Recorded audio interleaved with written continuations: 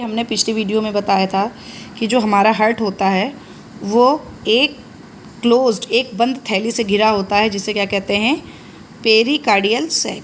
इसे क्या कहते हैं, पेरिकार्डियल सैक या हृदयावरणी थैली। जो यूपी बोर्ड के बच्चे हैं वो इसको हृदयावरणी थैली भी लिख सकते हैं और इंग्लिश में इसको पेरिकार्डियल सैक बोलते हैं। और जो आपका हार्ट होता है वो एक थैली द्वारा घिरा होता है, जिसे पेरिकार्डियल सैक और पेरिकार्डियम कहते हैं।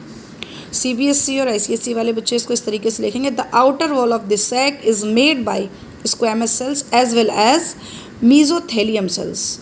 जो आपकी जो पेरिकार्डियम झिल्ली होती है, पेरिकार्डियम जो सैक होती है, इसकी जो बाहरी दीवार होती है या आउटर वॉल होती है वो आपकी एपिथेलियल सेल्स से बनी होती है, जिसे हम लोग क्या कहते हैं, मीजोथेलियम सेल्स भी कह सकते हैं। जिसे क्या कहते हैं, मीजोथेलियम सेल्स।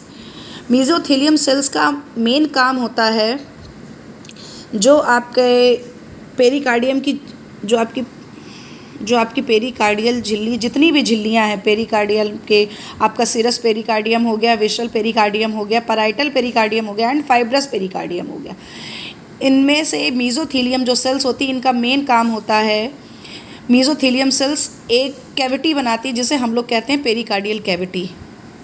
उसका जिक्र हमने आगे किया है, वो हम आगे आपको बताएंगे। मीजोथेलियम जो सेल्स होती है वो भारी आघातों से रक्षा करती है और ऐसा फ्लूइड सेक्रेट करती है जो कि आपके जो इंटरनल ऑर्गन्स और जो पेरिकार्डियम, जो आउटर पेरिकार्डियम और इनर पेरिकार्डियम, इन दोनों को आपस में बॉन्डिंग मतलब उनको आपस में बांधे रखता है या चिपकाए रखता है।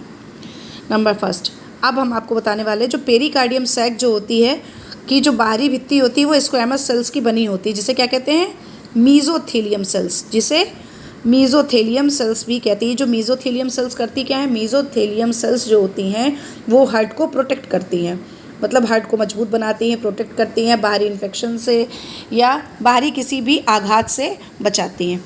पेरिकार्डियल सैक भी, जो आपकी जो पेरिकार्डियम जिसको बोलते हैं, वो भी 3-4 तरीके की होती है। नंबर फर्स्ट, जो पेरिकार्डियम है उसको हम सिरस पेरिकार्डियम भी बोल सकते हैं, क्योंकि ये ट्रांसपेरेंट होती है। सिरस पेरिकार्डियम किस लिए बोलते हैं, क्योंकि ये ट्रांसपेरेंट होती है, इसलिए इसको बोलते हैं सिरस पेरिकार्डियम।